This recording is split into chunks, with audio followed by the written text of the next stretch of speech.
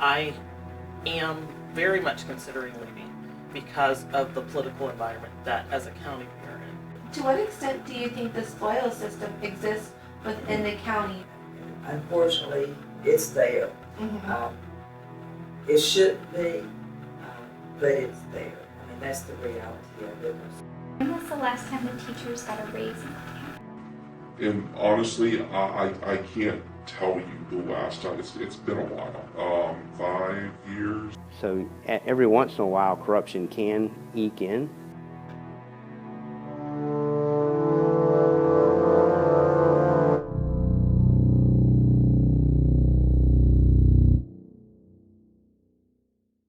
The Clay County school system in Northeast Florida contains over 35,000 students at more than 40 different schools. It is ran by a school board consisting of 5 different members, and the superintendent is Charlie Van Zant Jr. Mr. Van Zant was elected in 2012, however there is some controversy surrounding his election. This is due to the 58,000 Democrats and independents that were unable to vote in the election. So with the superintendent, what you have is, of course, a primary system in which each one of the political parties will nominate a candidate who would then face off in a general election for the office. Now in Clay County, there's a lot more Republicans than there are Democrats. So every now and then you might not even have a Democrat that would run. So because of that, what the law kind of allows for, because Florida has a closed primary system, it means only people in that party can vote in that primary. The problem in Clay County could possibly be that you have only the Republicans. You might have 5 people running for the nomination in the Republican Party. Well, the Republicans show up on the day of their primary, and then they'll select their candidate, okay? And then the Democrats, well, they don't have a primary because nobody's running. So then when the general election comes around, there's nobody to run. They run unopposed, and then they win. So the people that only get to select the candidate are the Republicans. This is precisely what happened in 2012 as Van Zant faced off against incumbent Ben Wortham. Because they are both Republicans, a write-in candidate was able to close off the primaries to the Democrats' independents. This write-in candidate was Fred Gottschalk, but Gottschalk was a sham.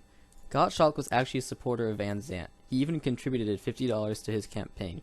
With the Democrats unable to vote, all Van Zant had to do was defeat Wortham. But the controversy doesn't end there. It is reported that Van Zant sent out over 200 letters to future employees asking for donations to his campaign. When asked about it by the Times-Union, Van Zant claimed that he had done nothing wrong. Ever since the election, there have been many disagreements between members of the school board and Mr. Van Zant, especially from members Carol Studdard and Janice Karakes.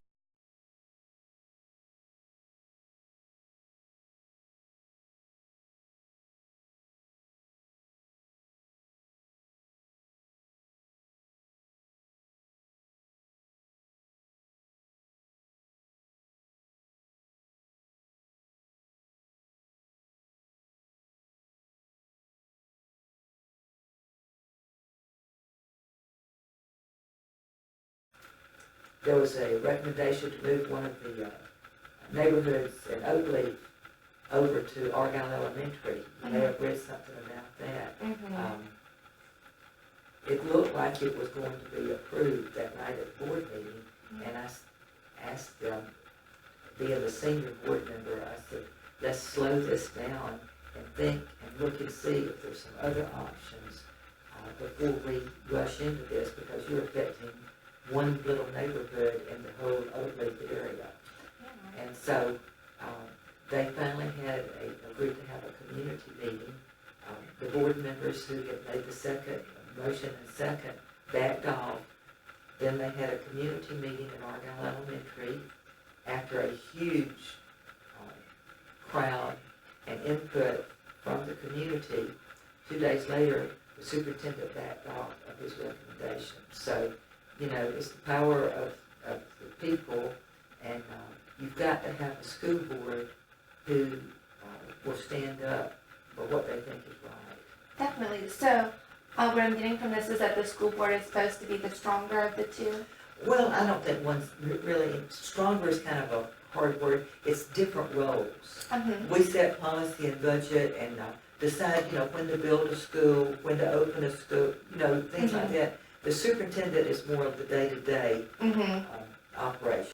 In March of 2016, the Clay County Education Association went before the school board requesting increases to the teacher's salary and more insurance benefits. The school board voted 3-2, siding with Charlie Van Zant to deny these requests. The two dissenting opinions were from Studdard and Karikis. Studdard and Karikis had tried to move the meeting from the afternoon to the evening so that more teachers would be able to come. However, this request was denied. Can you explain the pay system for teachers in Clay County? Well, there's not a pay system. So when you look on the website that says there's a salary schedule, that's only for entry-level positions. So if I'm being hired in the Clay County, you can see what my salary start will be based off of that.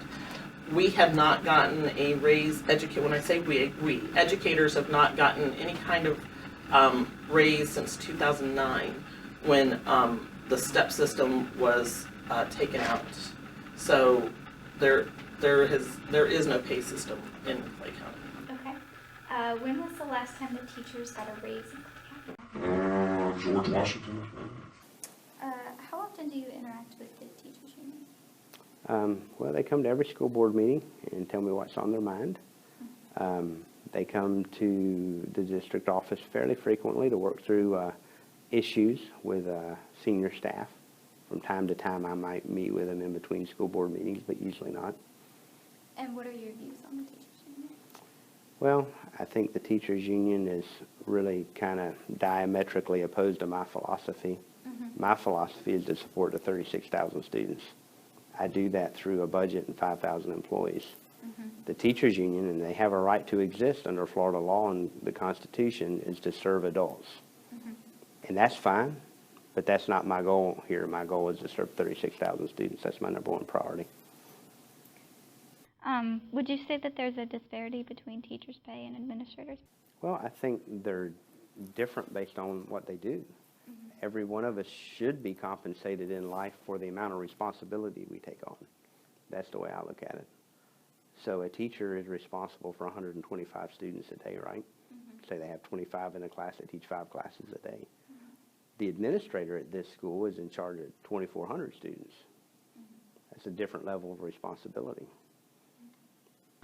Every now and then, you get into education because you want to pass on knowledge to students, and sometimes you feel like you're being asked to be focused on something that an administrator wants to look good on, and that's really not what I'm kind of here to do. When things like that happen, you're going like, why am I even a teacher anymore? I'm not allowed to teach, so that gets a little frustrating. How would you define corruption? Well, basically, the people that I directly hire, I tell them I can help you get anywhere you need to be technically. I'll coach you, I'll counsel you, I'll work with you, but you can't do anything illegal, immoral, or unethical. Any of my administrators that report to me or report to people who report to me are caught with those things, then they can't be a leader in the Clay County school system. So that's kind of my definition of corruption, is illegal, immoral, or corrupt, or illegal, immoral, or unethical. That's kind of how I view corruption. It's taking, we're in positions of public trust. Every dollar I spend in this job is somebody else's that they worked hard for. So we have to spend them in very transparent, very ethical, very honest ways. Do you think that the existing system provides the most effective education for students? If not, how would you change it? By existing system, I could take that several different ways. One thing that this is a personal belief of mine,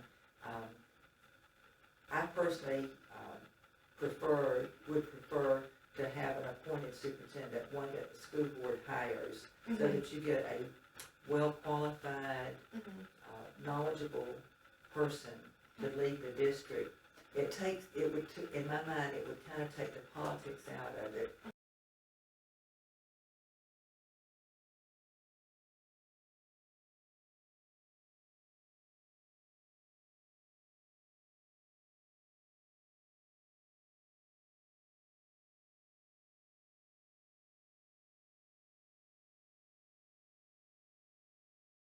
you know, the county has voted twice to maintain elected superintendent. I respect that. That's the citizens' right.